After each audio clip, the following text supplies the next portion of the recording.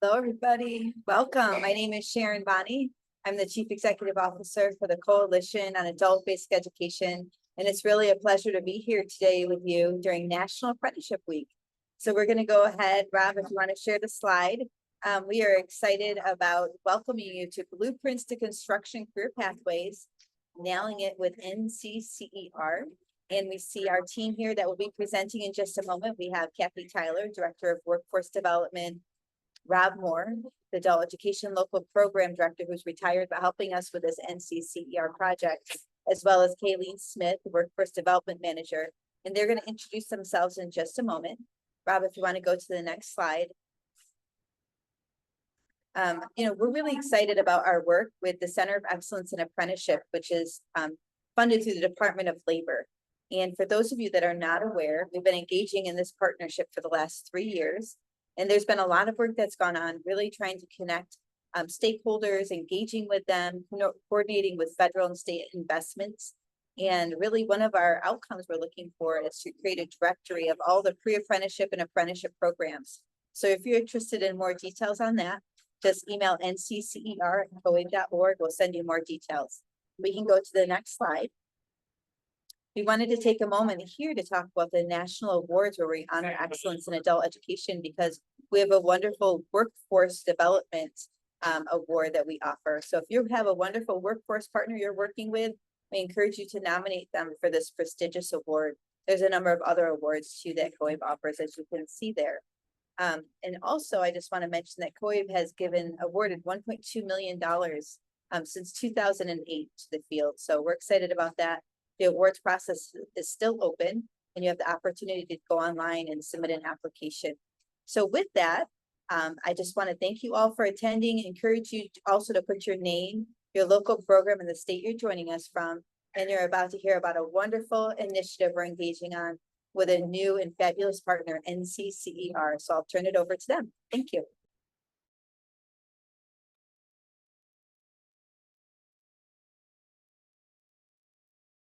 Hello. How are you guys today? I'm Cathy Tyler. I am the Director of Workforce Development at NCCER. And joining me in presentation is Kaylene Smith, one of our Workforce Development Managers. And I'm not sure what's happening with our slide. It looked like a few things weren't loading, but that is okay. I think what I want to say is we are so excited about the partnership that we have embarked on with COABE.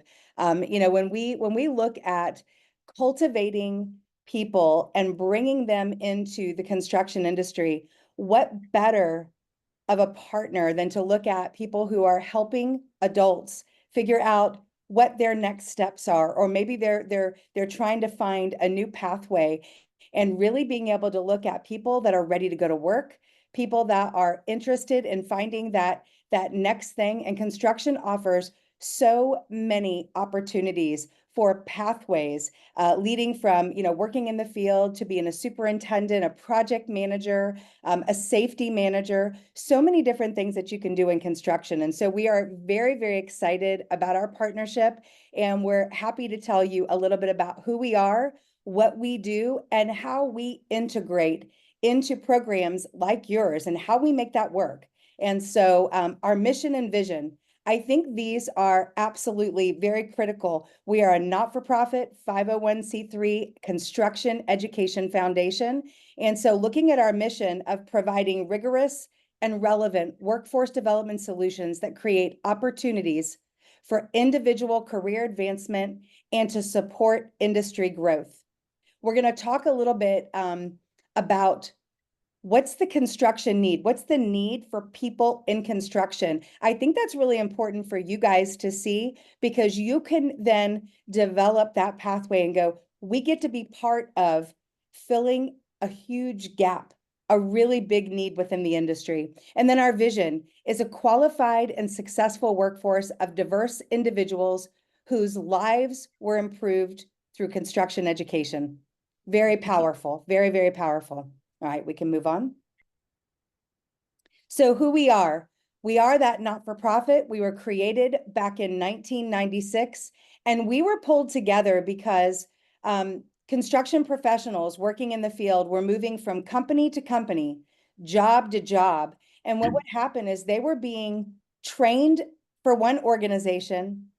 They'd have a shutdown, a turnaround. They'd need to go to another job, working for another contractor, and they would have to start their training all over again. And so we were developed to put one standardized process for construction, credentials, and education into place, so that when I do move from contractor to contractor, based on what kind of work I'm doing, I wouldn't have to start my training over again. There would be what we sort of call a college records department that tracks all of my training and credentials. And so that is kind of why we were formed back in the day. We were pulled together by education and industry and people coming together, looking at a standardized way for construction training and credentials to be earned. And so we've got 40 different craft areas to include those leadership pathways of construction management, project management, all of those. And then we've got a series of assessments, journey level assessments, that really look at being able to provide people with certifications once they've been working in the industry for a long time. And at this point, we've got over 5,700 training and assessment delivery locations across the country. So we thought it would be nice to share who our board of trustees is. These are the people that are giving NCCER, the employees there, the direction on where we're going, what's next, how do we move into the future. So we've got an amazing group of trustees, people from the industry and education, that help to give us the guidance for what we're going to be doing next and what we're doing now. And then we also wanted to share who our partners are. And this is the partners that are helping us with our mission, with our vision, that are working alongside us to put more individuals into the industry, to provide opportunities for individuals in the construction industry. And COABE is there, yes. And so this is our scope. We like to show this because we do work in many different channels. You see, under education, we've got secondary, community colleges, training academies, employment-based organizations, government, we're within Job Corps and Youth Build and corrections, military organizations. Obviously, we've got the workforce, owners, contractors, associations, organized labor, and then just the industry, looking at shipbuilding. We've got an entire series of petrochemical, which is the oil and gas industry that we work within. And so just being able to share who are those people that we're working with, who are we helping to set up programs, who could possibly be hiring the people that come out of your programs if you started a construction program? This is our scope and the group of people that we're working with. So talk a little bit about kind of what we offer and how we do all that. We have a comprehensive workforce development solution. From awareness, we've got our Build Your Future and our Career Starter. So folks can learn more about construction. They can use those tools. They can take a quiz, all kinds of things to figure out where they want to go in the industry. Then we have accreditation where organizations can become accredited and they can start training those individuals. We certify their instructors. We make sure they use an industry-driven curricula that's going to be current and what they need in the industry. And we also have a way for folks to do assessments, as Cathy mentioned. So lots of different ways there. And with the addition of some of our newer leadership series, it's a great way to top everything off. After those students have been trained, they've learned what career they want to go into, then they can go farther with that career. And Cathy also mentioned having like a college registrar. This was really important. So we have what is called the National Registry. Our registry is just like a college registrar, which is great because it keeps all the students' information there. I just talked to a guy yesterday who had taken a class in 2015 and we were able to pull up his credentials in the registry and he was so excited that they were still there. They're there, they can pull up a transcript. They can do reports. Our program directors love it because there's a great way to do reports for completions of different things as they look through their students and how things are going in their program. I think what we talk about with our registry and with credentials is that they're portable. They belong to the individual. So no matter where I take my training, when I go to my next location or my next place and I want to pick up on where I left off, it's very easy for a training partner or a contractor partner that's going to be continuing training to be able to see what they've already done and Yes. exactly where they need to start. And so they don't have to redo things that they've already done. And so we love that, a person can log into their own site, their own page that talks about them and everything that they've done within the NCCER training and credentialing system. And so that's pretty exciting. Yeah, and yesterday I was able to work with the gentleman. We could print out his credentials because it's his. He owns it. He can print out his own credentials. So even if he did them in 2015 and we all know everything's in a file somewhere in a cabinet, he was able to do that and it was great. Yeah. We also have digital credentials, which our digital credentials are really popular now because those go down to the modular level and shows completion of those modular levels. As people build online resumes, applying for jobs with online resumes, these are really great to show a certain skill that they have earned. People like them on their LinkedIn profiles, things like that. So these are new and these are great and exciting for NCCER. And I think just to give you a little background on what is a module, Oh. our curriculum is set up in chapters, like any book, chapters in a book. We call them modules. And when you are teaching students, you're teaching them a chapter at a time. Maybe you're incorporating several things together, but every module that they do, there is a written test, so a knowledge test, and then there's also a hands-on test because as would be important in the construction industry, I can take a test and pass it. I'm a great test taker, but you would probably not want me to put my hands on tools and equipment and materials without some training and without being, like overseen for safety. And so there's a hands-on component for all of our completions.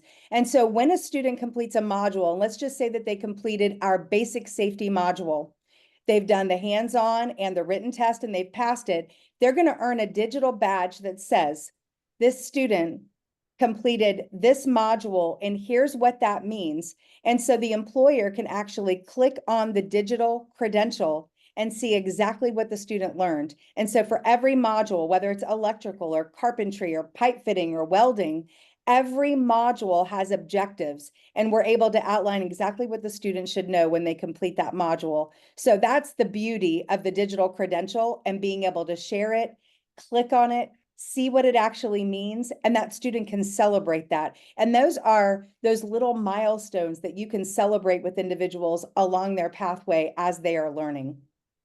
Thank you, Kathy. Yeah. So Kathy jumped ahead to curriculum, so I'll go ahead now.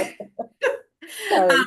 As we mentioned, we have over 40 different craft areas. And again, our curriculum is great because it isn't developed by the folks in our Florida office sitting there by themselves, making things up and writing the curriculum.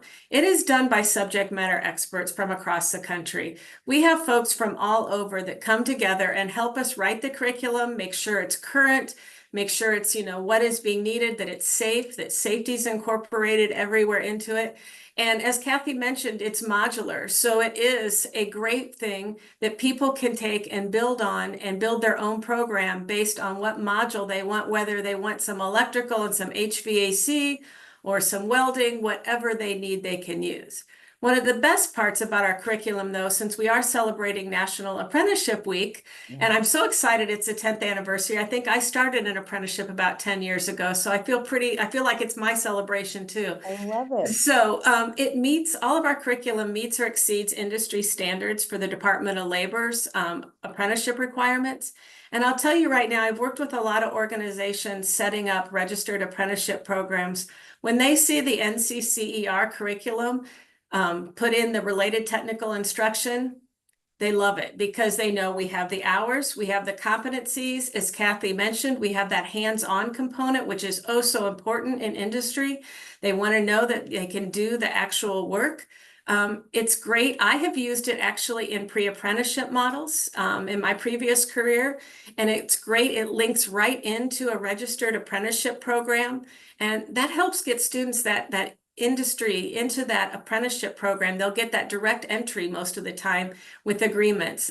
So I really enjoy helping set up those programs and being able to work with companies like that. Awesome.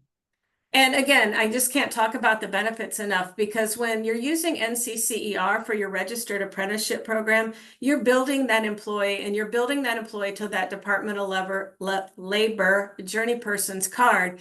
But as you're doing that with NCCER, you have milestones, you have level completions, you have those certificates. All registered apprenticeship programs have increasing wage scale. Having the NCCER credentials ties right into that and makes it really simple to know when those wage increases need to be. It's great structured, and students love having that pathway. They know they've got their level 1 done. They know they've got their level 2 one. They like that pathway in an apprenticeship. So it's a win-win for apprenticeship. And of course, our curriculum is turnkey. It is everything you have to get started. We do teach instructors straight out of the field how to teach it. We teach them how to teach and use it, but we have lesson plans, PowerPoints, course maps, equipment lists. If you're just starting out a brand new program, we can help you with that. We actually have toolboxes we can sell you with lots of good stuff in them to get you started for your first class. We have a component called NCCR Connect. We don't have a ton of time to go into it today, but it's a pretty dynamic product that a lot of organizations are using to do hybrid learning. It is an online product. It's more than an online book, though. It's very robust. It has lectures you can listen to. It has an ebook you can highlight and translate into almost 70 different languages. So it's really cool if you have English second language learners there. Lots of opportunity there for that. And of course, we always have the digital version and the ebooks, which a lot of students like because they can, read those offline and don't have to be on the internet. So let's talk a little bit about why you guys are so important. I think there's some of our pictures that don't want to come through. I don't know why, but that is okay. But I think understanding a little bit about what we're dealing with from a standpoint of what's happening in the construction industry and how many people are needed for the work that is out there. And so these are just some stats that we wanted to share with you. And I will tell you, we got these particular stats from the Construction Employment Outlook. There is a fact sheet that we used for reference. We obviously hit on BLS. We use the That's the Bureau of Labor Statistics. We also work with the Construction Labor Market Analyzer. And I'll be happy to share these slides with you guys because there's times when I think really being able to understand a need and to see where you fit in to being able to make a difference, I think is huge. And we look at our COABE partnership and the fact that there are adults out there that are looking for pathways. We look at this as a huge opportunity to make a difference in the construction industry. So over 1.5 million jobs have been added in the construction industry in the past 10 years. 500,000 craft jobs are needed to be filled each year. 61% of contractors experience project delays due to a shortage of craft professionals. That is huge. That is huge numbers. Keep going. I'm going to keep sharing. We've got just a couple on these. What I thought was important here is the crafts that are in demand in the US. And this is looking at what the demand would be through December of 2026. And if you look, the craft laborer, that person that is that introduction to construction person, entry level, laborers needed, the highest demand. Others are carpenters, masons, electricians, roofers, painters.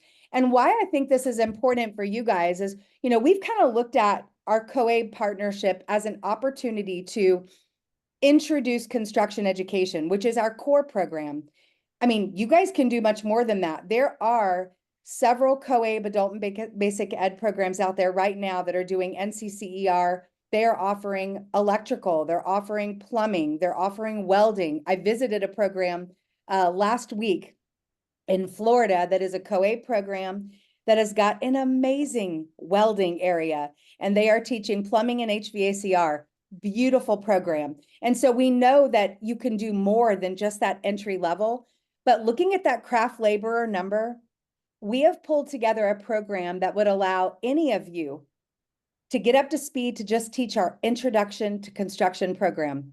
Yes, that means you need to have space for some tools and equipment and materials. Kaylene talked about our core toolbox and other things, but just being able to get someone up to speed to use hand tools, power tools, build some really cool small projects, but just to see if there's an appetite for people to want to enter the construction industry. We can then help build those connections to employers that will hire entry-level individuals to help fill that 2,449,000 number that's there for entry-level people that are just able to get on the job site, be safe, and want to learn more. So I think that this is a huge opportunity for us together. And I thought this slide was pretty relevant to kind of demonstrate what we're talking about. The skilled labor supply and demand gap.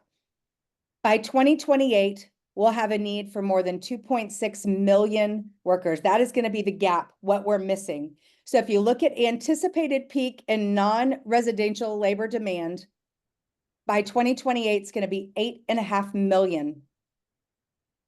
What is actually available? Current non-residential labor force by BLS, that's the Bureau of Labor Statistics, that's adjusted for attrition and growth.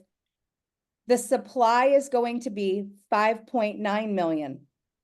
That is leaving a shortage of 2.6 million people that will be needed in the construction industry. And we think COABE has people to help fill the gap. So we're really, really excited about the opportunities here. And then we haven't talked yet about all of the people that will be retiring. And we know that at the pace that it takes to get people journey level and skilled, many more are ready to retire. So in 2030, the average age of our workforce is going to be greater than 46 years. That is scary because at the rate that it takes to get people up and ready to go, we're not going to be able to fill if we don't start building additional pipelines of people into the workforce. We are really going to be hurting. And there's nothing that happens without construction. Every road, every hospital, every house, everything is based on construction. So this is a huge opportunity for us to work together. So we're very, very, again, I keep saying it, but I honestly mean this, like we're very excited about this opportunity. And I think with that, just looking at the last of the baby boomers, the generation, they turned 65 in 2029, that is just around the corner. And so this aging workforce and attrition piece is huge.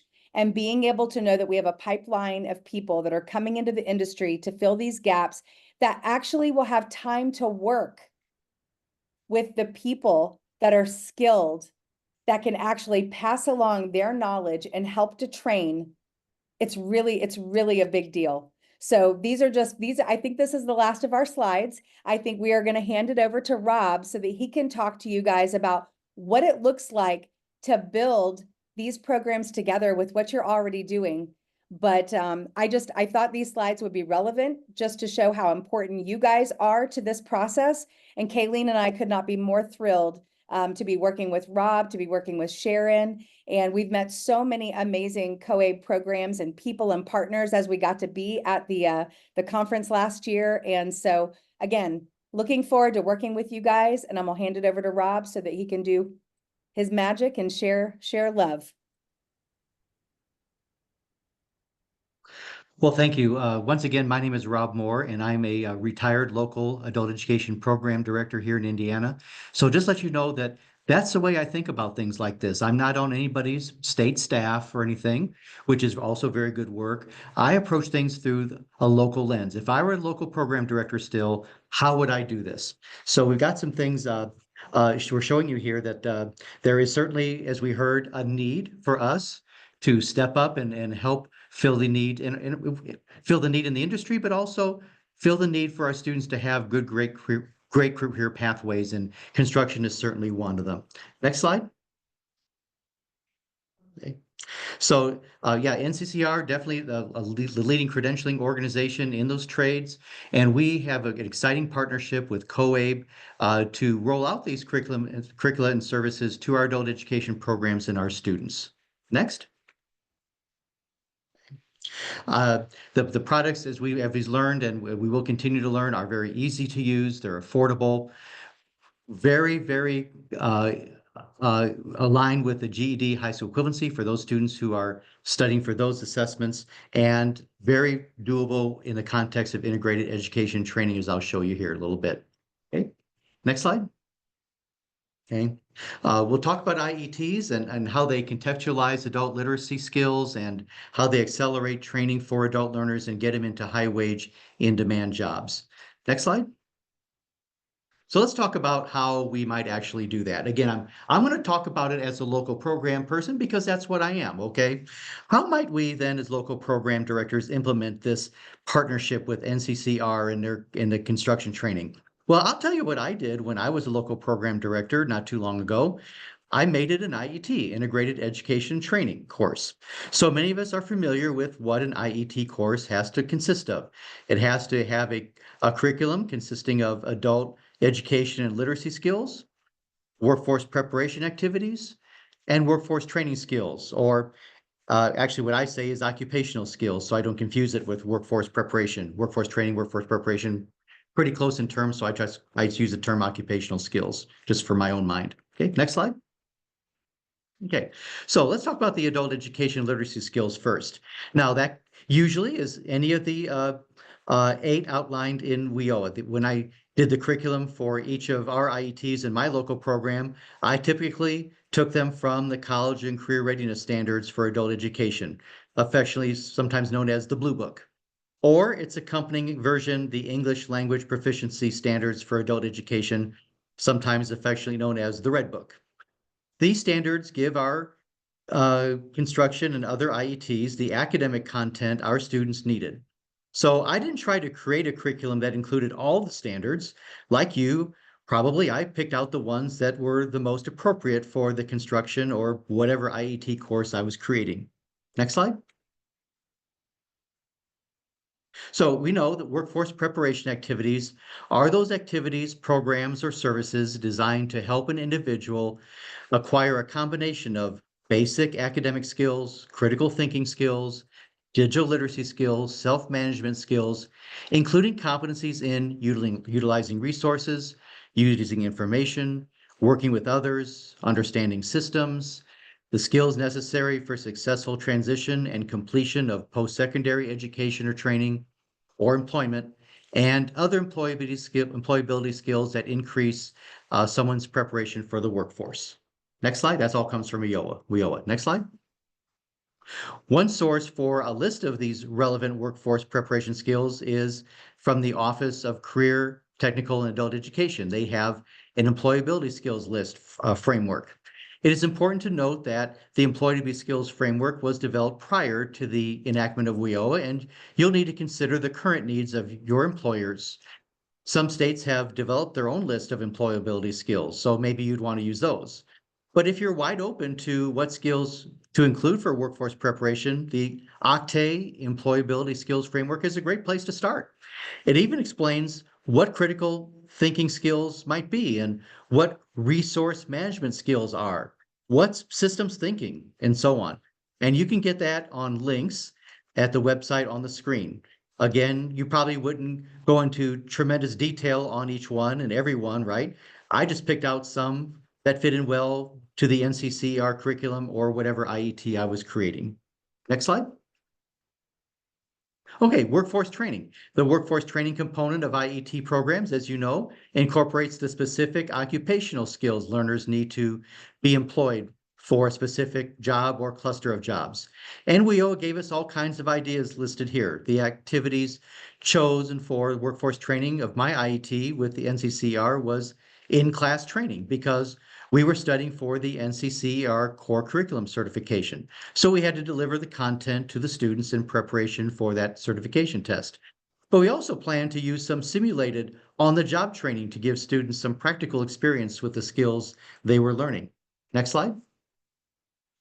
And of course, here's the trick now. You know, in IETs, we have to present these activities concurrently and contextually, like in what they call a single set of learning objectives, right? Next slide.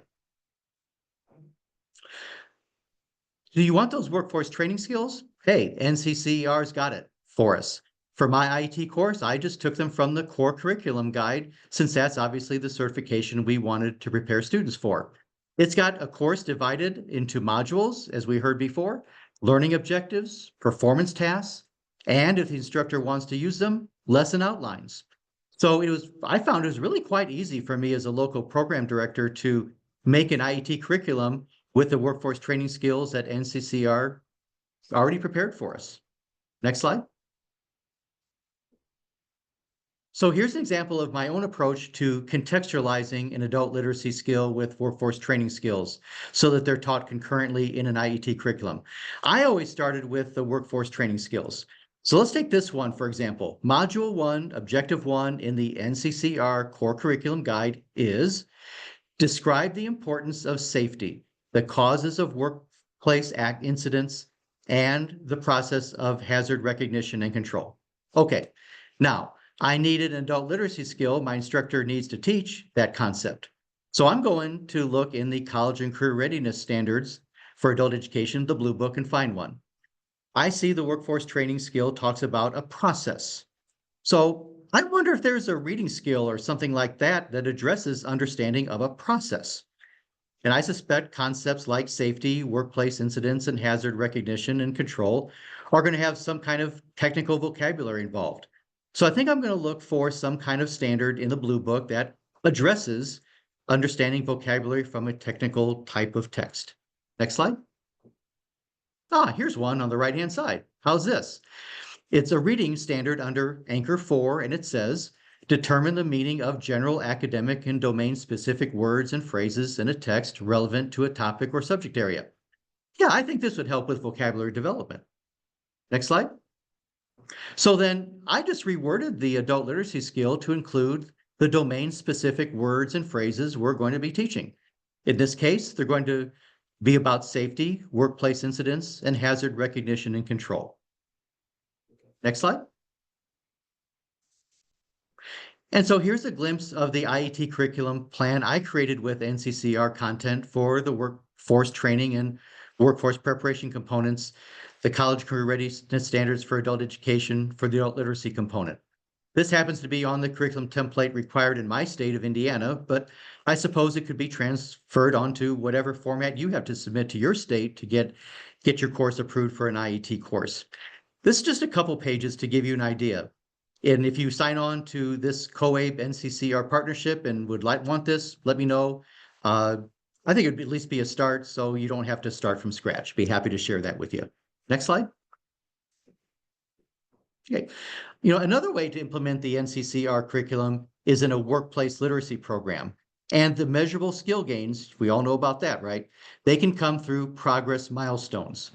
Now, we in adult education know that workplace education literacy services are provided in collaboration with an employer or employee organization at a workplace or at an offsite location designed to improve the productivity of the workforce. That quote comes right from the NRS Technical Assistance Guide. So, for example, if we can conduct some construction training for a company in a workforce literacy class, we can help the students, those incumbent workers, make measurable skill gains using NCCER's performance tasks in conjunction with the company's own performance tasks, couldn't we?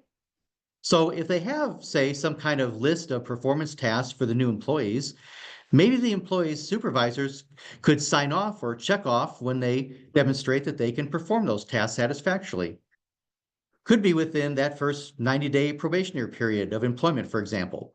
And then when you get the final report from all those checked off skills, you've got the progress milestones met, and that's a measurable skill gain. Next slide.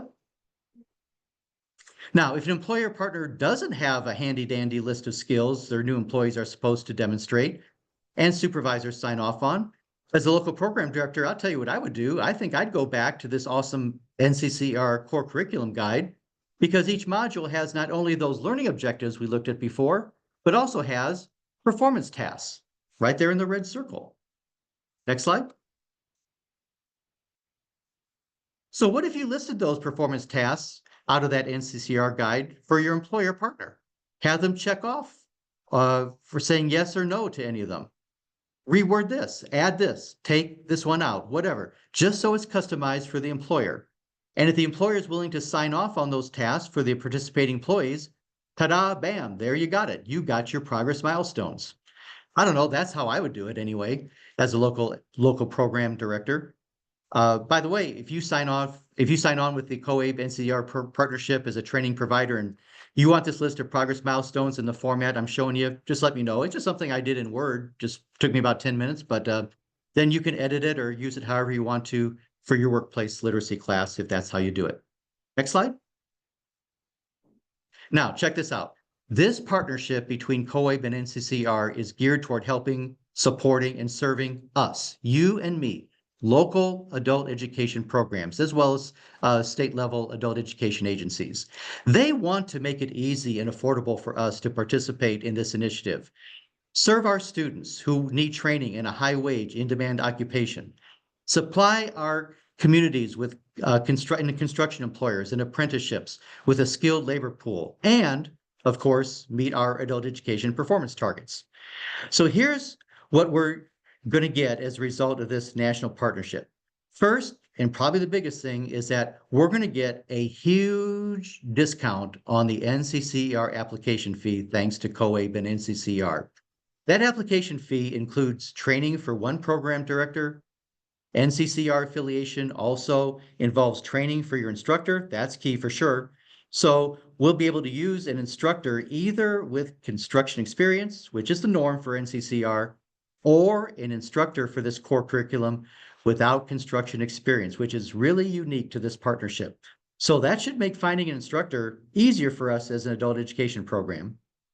Thirdly, we're going to get guidance on exactly what curriculum materials we need to purchase, depending on which NCCER training we're going to do, like core curriculum or carpentry or electrical, etc. Fourthly, we're going to get scheduled check-ins by an NCCER workforce development manager at 3, 6, and 9 months in. Help us solve any problems, overcome any challenges that we're facing so that the project is successful locally.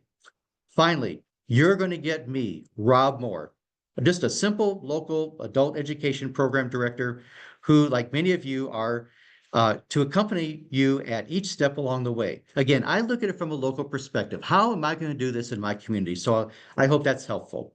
Okay.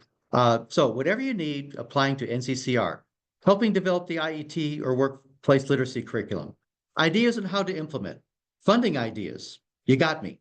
You can talk to me by phone, email, video conference, whatever is convenient for you. I won't, you won't be left alone in this for sure, thanks to COABE and NCCR. Next slide. Okay, let's hear from you now. Any success stories you'd like to share with us?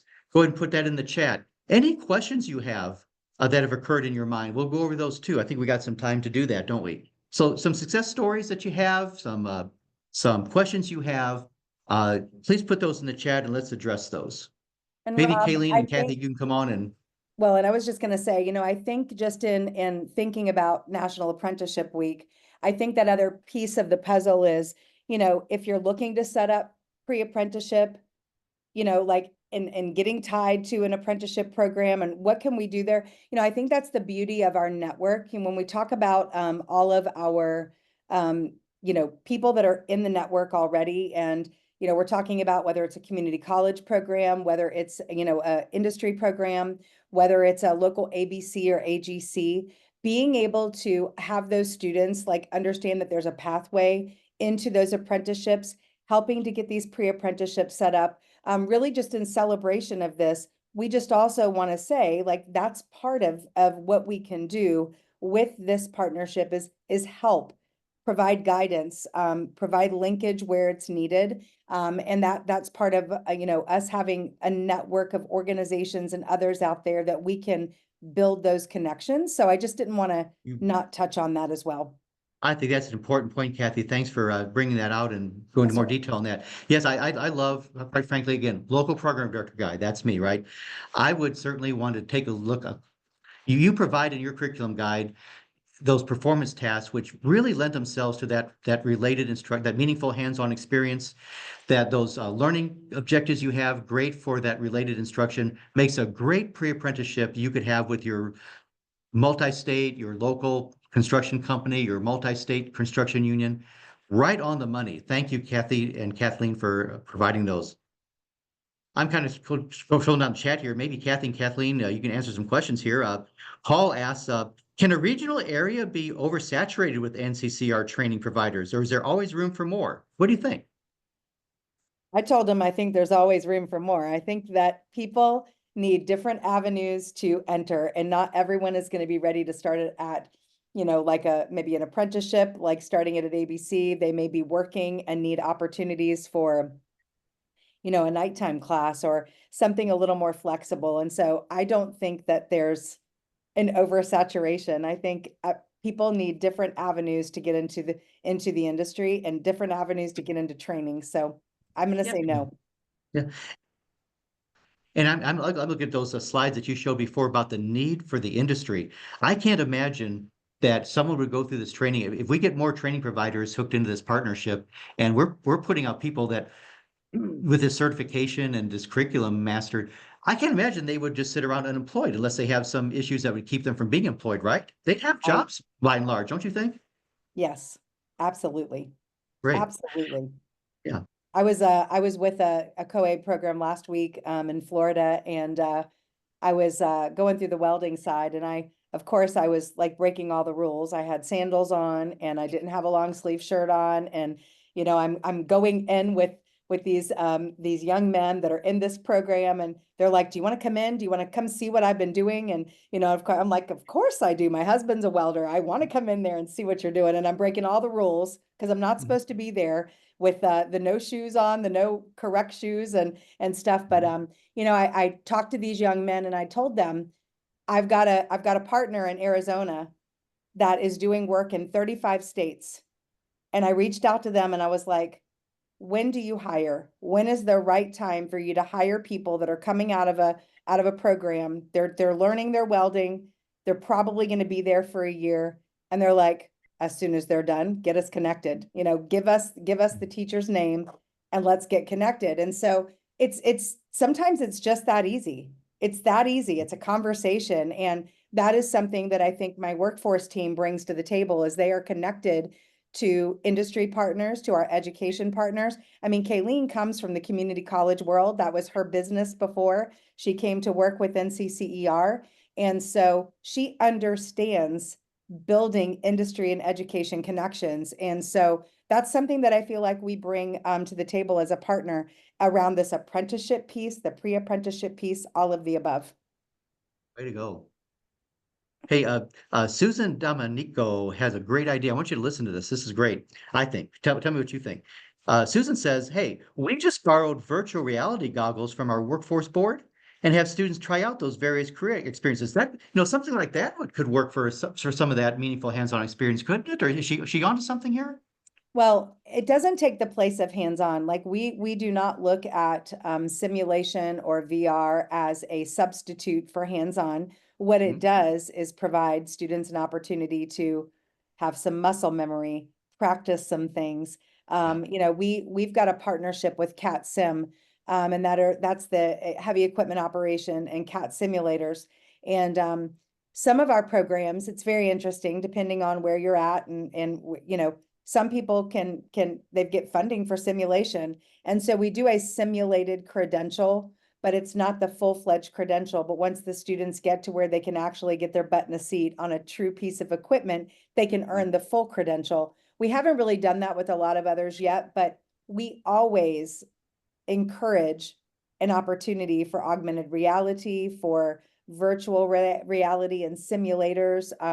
Especially if I'm practicing before I actually go and do. It gives me a little more confidence, a little more chance to make some mistakes and see what those mistakes are. So, and I love the idea of getting a feel for the industry, trying out some things. There's a lot of there's people out there that we're talking to now that have a lot of simulation like that, and they're being used to explore opportunities for people to see, is this something that I really might like to do? Right on. So maybe the virtual goggles reality would be great for the related instruction. Hey, let's try this out before we put that big machine in your hands and a meaningful hands-on experience. I like that idea. Awesome. Yes, Awesome. absolutely. Susan, thank you for sharing that with us. That's great. Chanel says, are you familiar with IET and the NCCR milestone? She'll vouch for that. So I think that's two great ways. Third way, and these aren't necessarily mutually exclusive, but with the pre-apprenticeship, I mean, they all could be three different ways or merged ways to implement this great training for the classes, for your students and for your communities. Awesome. Back to Susan. Susan adds on, our workforce board just started a regional sector partnership for architecture, engineering, construction. Big regional employer is looking to work with my adult ed program and re-entry to serve as pipelines. That is a great labor pool, don't you think, Kaylene and Cathy?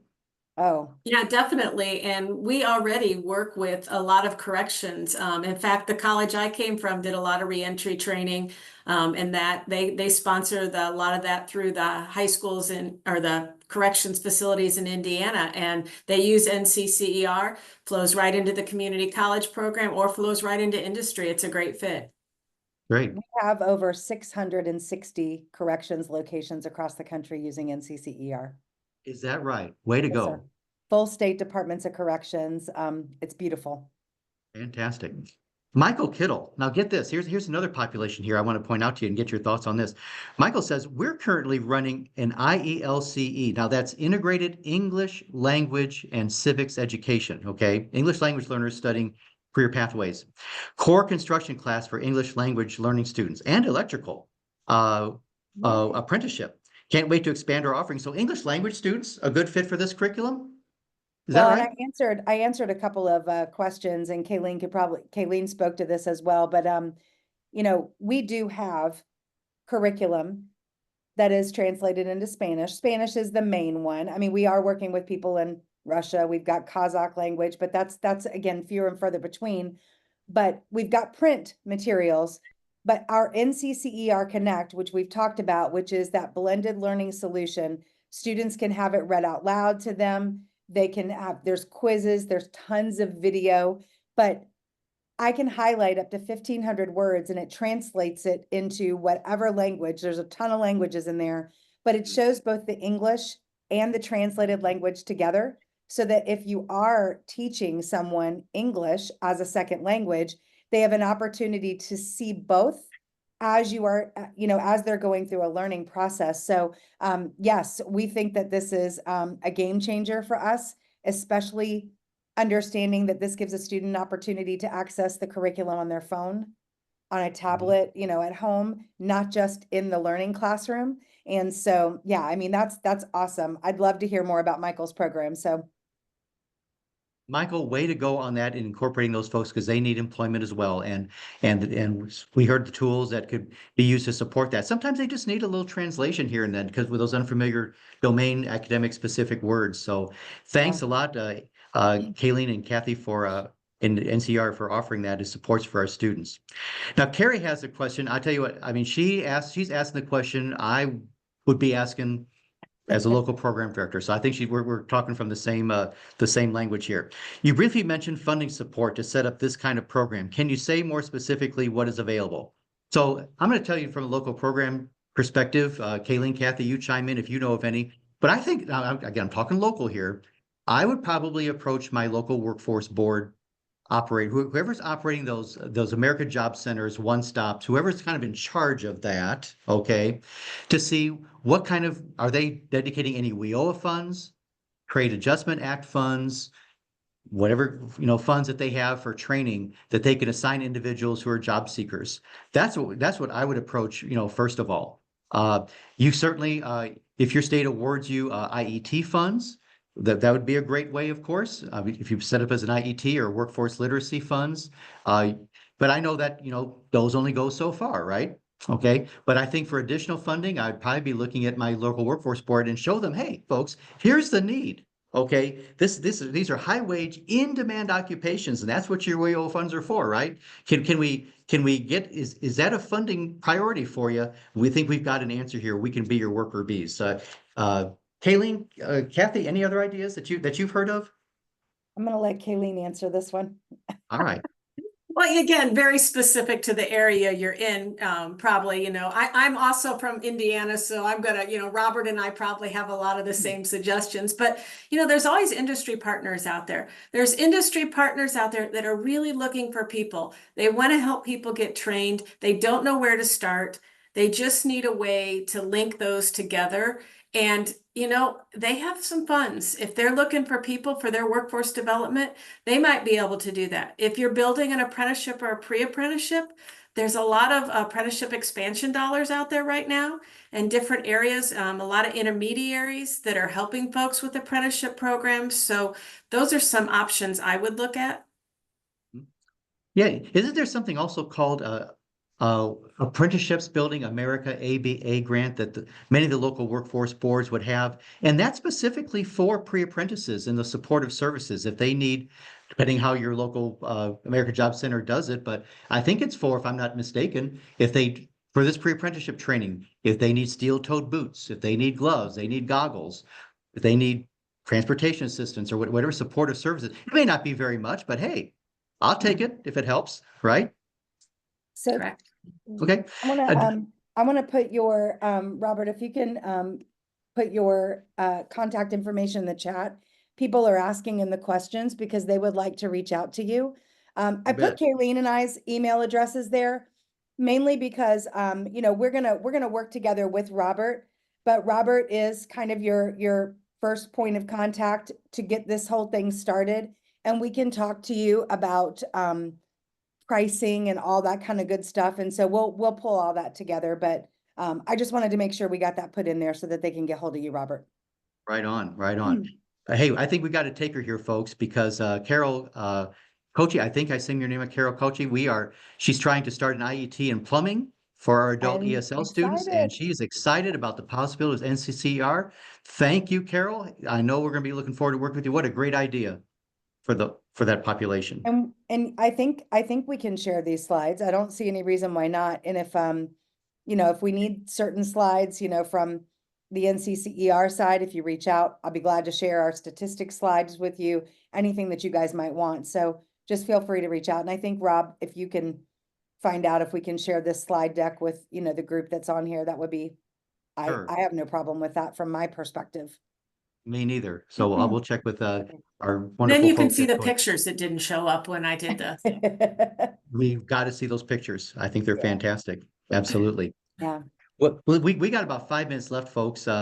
Please type any last minute questions or success stories, ideas that's generating your mind right now, because so far I couldn't think of one I wouldn't want to share. They're all awesome, great ideas. How about Kaylene or Kathy? Any things we didn't cover or want to emphasize, or other ideas that you have?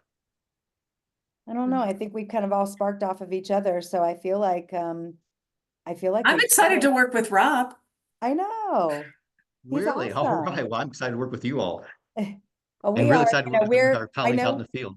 well, we're gonna be at convention, so we'll be at the conference. We're really excited to be with you guys again. I was blown away last year, so I met some incredible people, and interestingly enough, one of my colleagues um had been invited to several adult and basic ed like events that were happening following this. So super exciting to just see what kind of partnerships we can build and where we can, kind of pull together. I think there are some programs that are already out there doing this. And so being able to showcase them, Rob obviously has done this. And so, you guys could not be, in better hands than with someone that's actually set these up with the IETs. And I will say NCCER, I always thought we were the acronym heavy organization. I think we've met our match in COABE. And so we got all these acronyms to learn so that we can speak your language. But I don't know, we're just really excited about this opportunity. I know our CEO, our vice president, they looked at this, and it took my CEO, he's like, oh my gosh, we're always trying to look at building a pipeline, thinking about high school and middle school. And here is this amazing opportunity in adult education and English, English as a second language opportunity with individuals that are looking to better their lives and create, just a life for themselves and their families. Construction is it. I mean, there Yeah. is so much opportunity, and I don't have to remain someone in the field.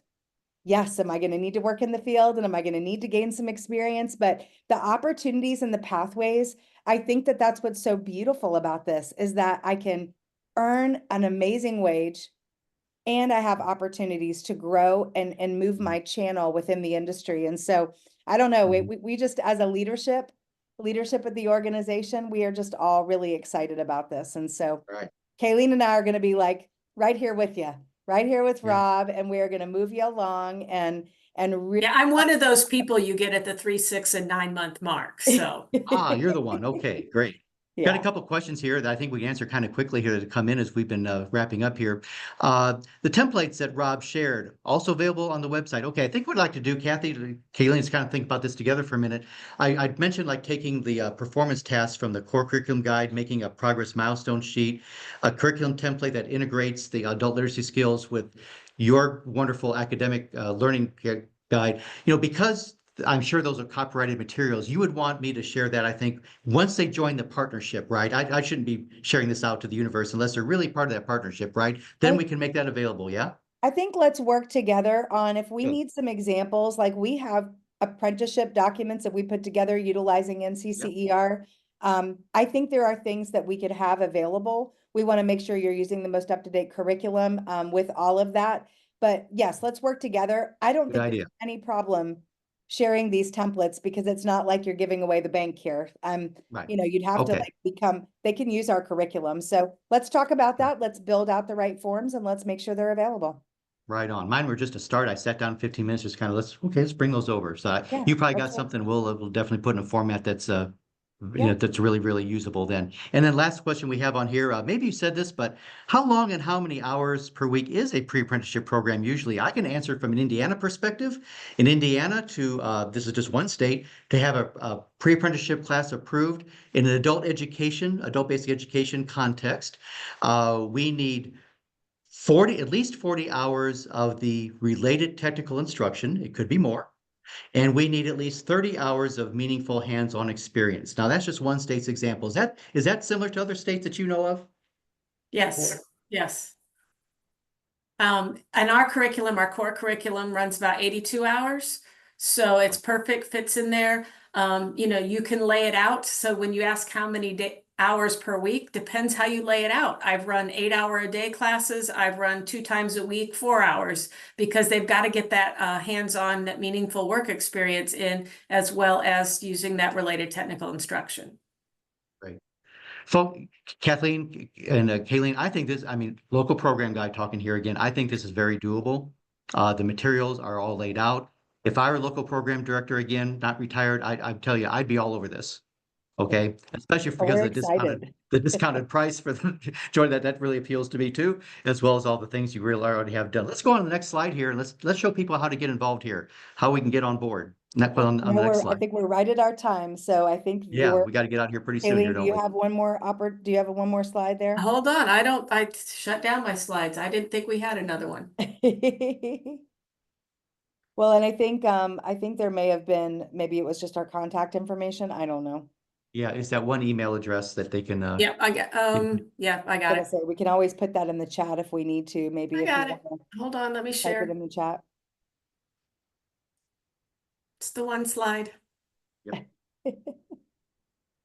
see There you it? are. Yep, There we we sure do. are. So you want one simple email address to remember, folks? Here it is. We'd love to have you, love to hear from you. This is the one that you could use to say, yes, hey, I'm on board. And that, or if you contact any, there's really no wrong front door, is there? Use this email address, use any of ours. We'll get you in. Yes. Okay. We're We gonna, just want we just want to work with you, right? we'll be working together. So yes, absolutely. Okay. Thank you Everybody, all. we got to get out of here now. It's 2:01, okay, or at least my time anyway here in Indiana. So thank you so much Thank for you. joining us. We look forward to working with you and enjoy the rest of National Apprenticeship Week. It's a great observation and thank you for the great work that you're all doing in your local communities. Thank Thank you. you so much. Have a good day.